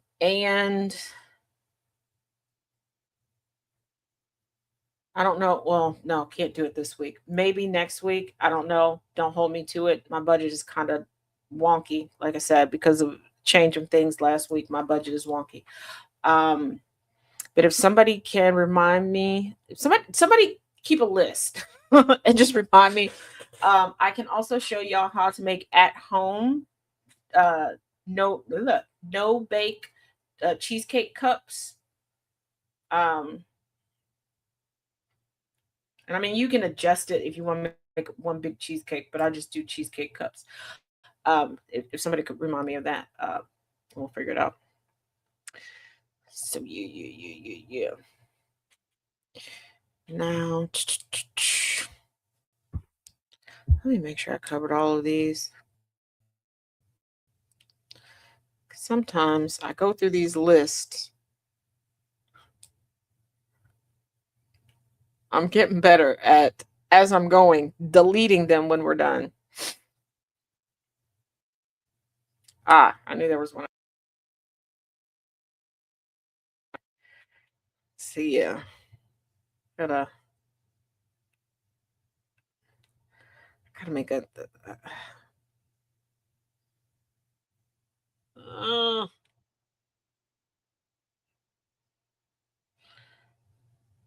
yeah, I gotta figure something out to keep track of those. Also, Trump will reportedly profit off a newly renamed Donald J. Trump International Airport. The Trump Organization will reportedly profit off of the newly renamed Donald J. Trump International Airport in Florida now that it has been approved to take control of all licensing and merchandising. But Trump doesn't make any money off the White House. He donates all the money that he makes. You know where you can stick that, right, MAGA? County commissioners voted 4-3 earlier this month to rename the Palm Beach International Airport after Trump and have since handed over trademark and commercial rights to the organization, which is led by Donald Trump Jr. Analysts predict the president is likely to net millions from the unorthodox legal agreement between the county and DTTM Operations LLC, his Delaware based company that oversees licensing, marketing, and intellectual property, according to reporting by The Guardian. Now, it's funny that they have the company based out of Delaware, but isn't that the issue that they had with the Biden family? True, he donates it to himself, exactly. Offshore profits, bingo boingo. Yep, you're right. Listen, analysts said such a deal is unusual for a contract of this nature, even though it prohibits direct financial compensation from items sold at the airport. The report continued and says, and I quote, "For starters, Trump gets to choose exactly which vendors will manufacture and supply whatever branded merchandise is sold there." Why are y'all buying merchandise for a damn airport? Never, ever, ever in my life have I looked at an airport and was like, yep, I want its merch. I need a cup that says Blase Skips Airport. Are y'all doing that? Right, DJ. Surprise, surprise.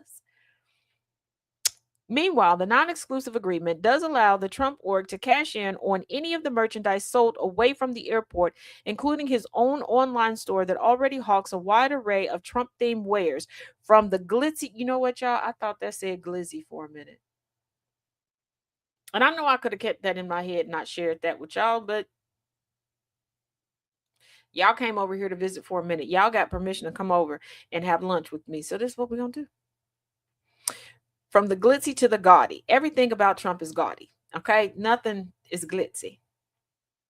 But them Trump phones will be big there. If people ever get their Trump phones, thus far the only people getting Trump phones are the ones that are doing reviews on it, like media, etc. He can also monetize the airport's new name in a way, any way he sees fit, and can license the trademark to any third party of his choosing. Biscoff and Oikos. Ooh. Yeah, I like that. I like that, Annabelle. I haven't tried it with the Oikos. I tried it with a different Greek yogurt, though. But I do like Oikos, so I think I might try it with that. Um, who who is he licensing to? Are y'all really out here buying airport merch? Are y'all really? Because I don't know. And I know I'm not everywhere and I'm not in every circle, but who's buying airport merch? Like who's out here with like a JFK International Airport t-shirt? Who's out here with a Ronald Reagan International like mug? Like who's doing this?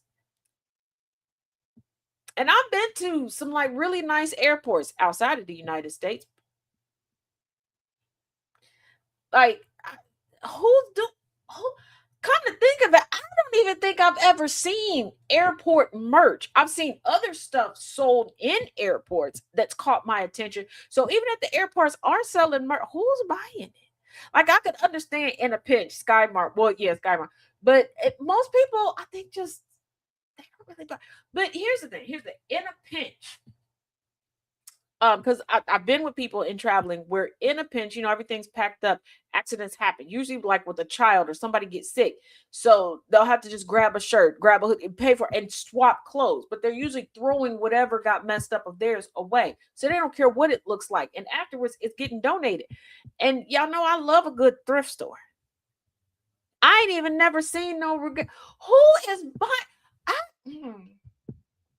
I know y'all going. I know what y'all about to say. Taz, I bet you she gonna Google it. I am.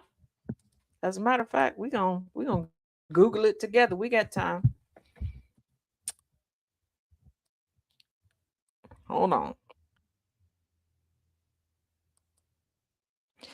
Airport themed merch.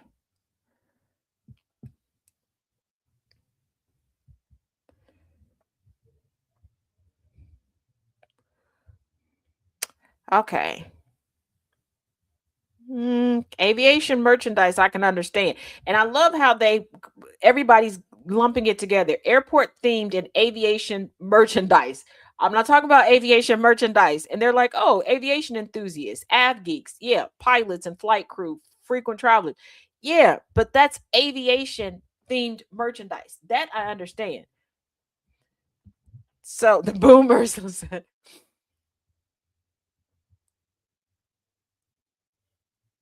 okay, so items most purchased at airports: bottled water, grab and go snacks. Yeah, because you can't really take too much in now. Reading materials, magazines, airport novels. Okay. A little drinky drink.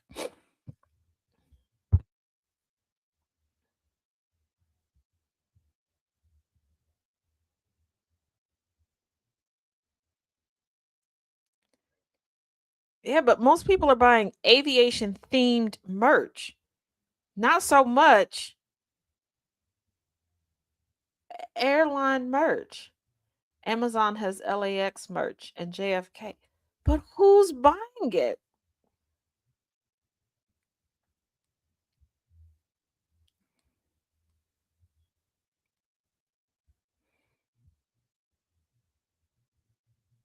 Okay, frequent travelers and wanderlusters. Okay, so they're buying specific airport code merch. So there's specific airports, and most are looking for vintage airport maps and travel inspired lifestyle accessories, which okay, I can get that. I can get that.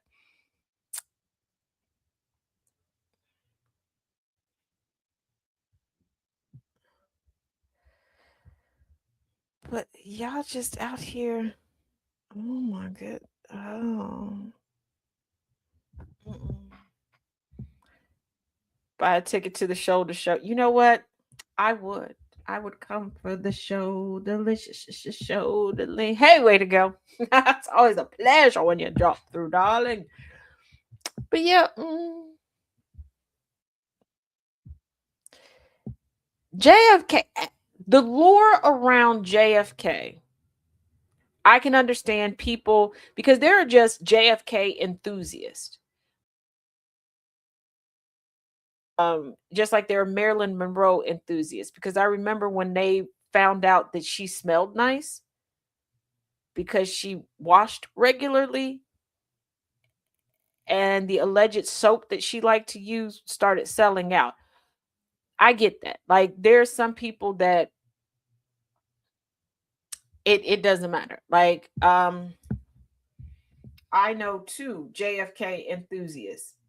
They don't like the theater. They don't like any of that stuff. And shout out to anybody who watched the Tonys last night.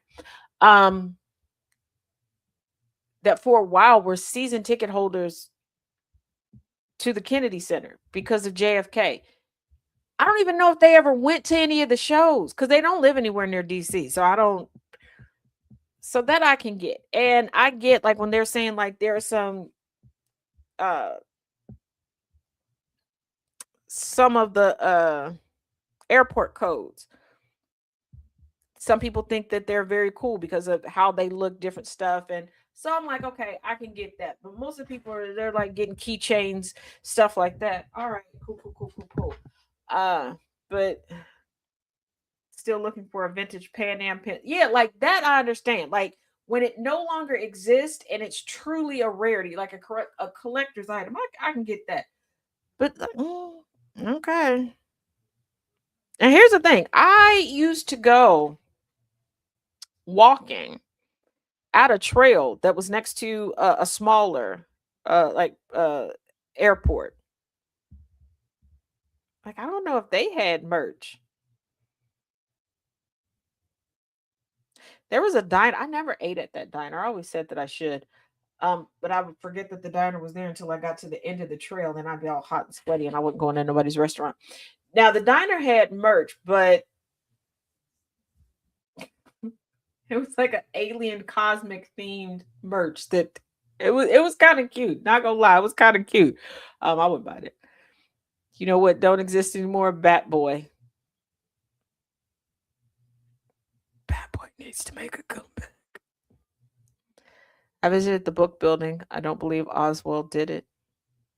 Mm, there are a lot of people who don't think so. My thing is, given Oswald's, well, I did it, yeah.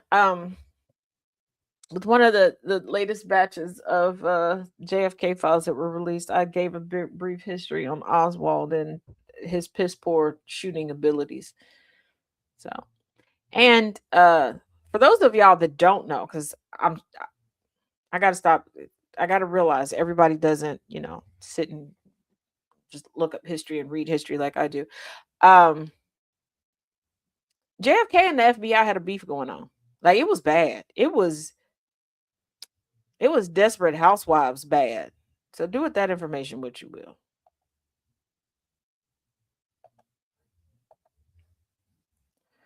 Okay. Why is it doing that? Hold on. Ba-da-ba-ba-ba.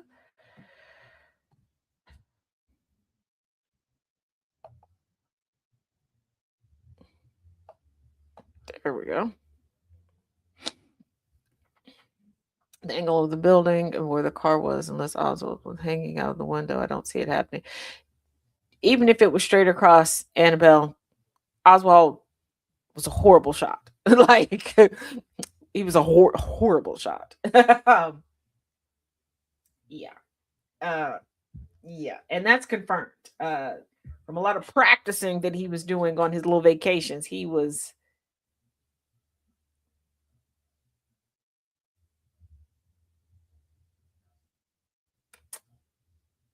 you could take him to an orchard and give him a pellet gun. And anybody who's ever been to an apple orchard, you gonna understand what I'm saying. Those of you who haven't, just Google apple orchard. Look at him. He couldn't hit a tree at an apple orchard.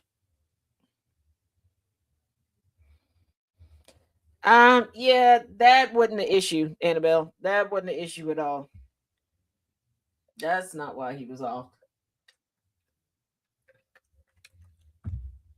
The United States doesn't care about policies protecting people or geopolitics that much.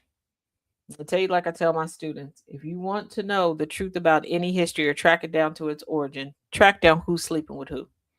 Because history is just a whole bunch of people sleeping with the wrong people causing problems. And I know you're going to want to push back on that, but when you and start verifying the origins of stuff, it's because of people were sleeping with the wrong people for the wrong reasons. Yeah, I'm telling you, teacher, he's a bad shot. Yeah. Um, Going through, I spent time. I think, yeah, Jess and I talked to y'all about it last Tuesday about when I went through the last batch of the JFK files, and I was like, hold up, wait a minute. And I was cross referencing stuff, and I'm like, what? This motherfucker hit nothing. Like, wow. Okay. Hmm. Alrighty. Like they're like, oh, the Russians were trying to recruit him. No, they weren't. They were trying to occupy him so he could stop asking to be recruited. I need y'all to realize that a lot of credit is given to a lot of mediocre white men because folks don't want to admit that they didn't care about the victims and that they're bad at their jobs. Because the way they described Jeffrey Dahmer was not some prolific serial killer that was outwitting people. Everybody knew what he was doing. The police just didn't give a damn because y'all saw what his victims looked like.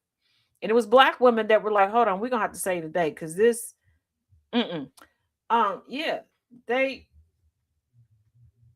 Oswald was not, no, like, they were like, please stop. We are not going to recruit you. We don't want you. You can marry a million Russian women. No. But they were like, hey, you know what? Go out on this range. Keep him occupied over there. Do he need a snack, a blanket, like can we legally give him some NyQuil? Maybe he'll sleep for a week or two. Like, no.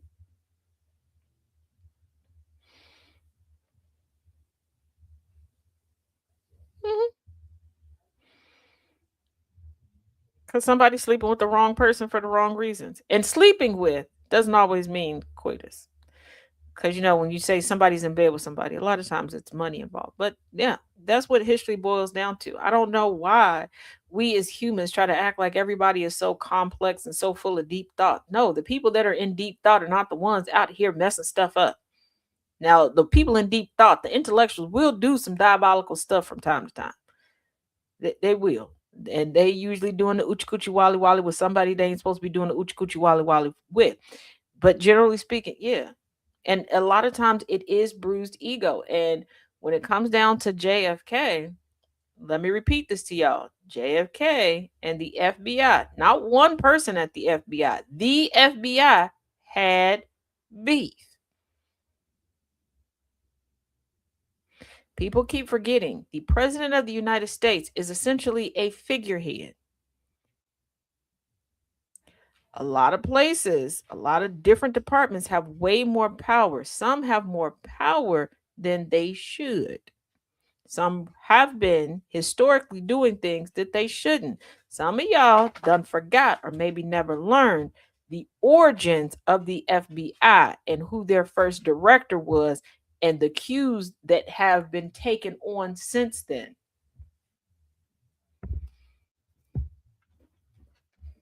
Hey, girly pop, I see you.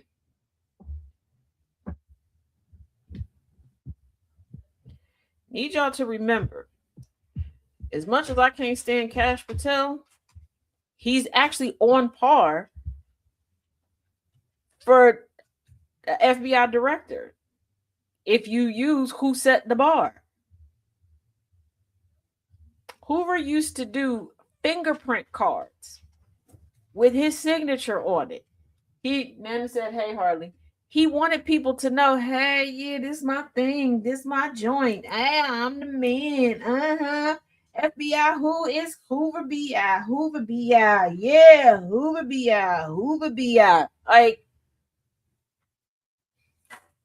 they, I think, I think people forgot. I think people forgot that. But that takes us to the end of today's show. For some of you all, I will see you again at 7 p.m. Eastern Standard for Learning Through Literacy. For some of y'all, I'll see you in about 3 minutes over on Open Discussions with Taz. And for the rest of you all, I will see you all tomorrow. As always, each one teach one, each one reach one. Be good, as Twin says, be good at it. And remember,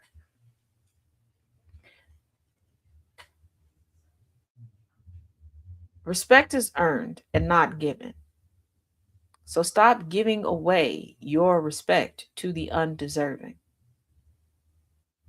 You work too hard And the reason why you're here is because multiple people work too hard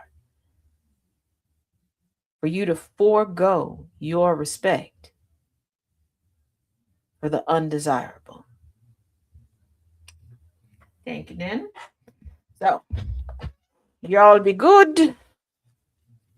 I know. I gotta take her outside really, really quickly. I know. I'm going to take you. Because we both just sat here and I think essentially drank our body weights in water. So, love y'all. Bye now.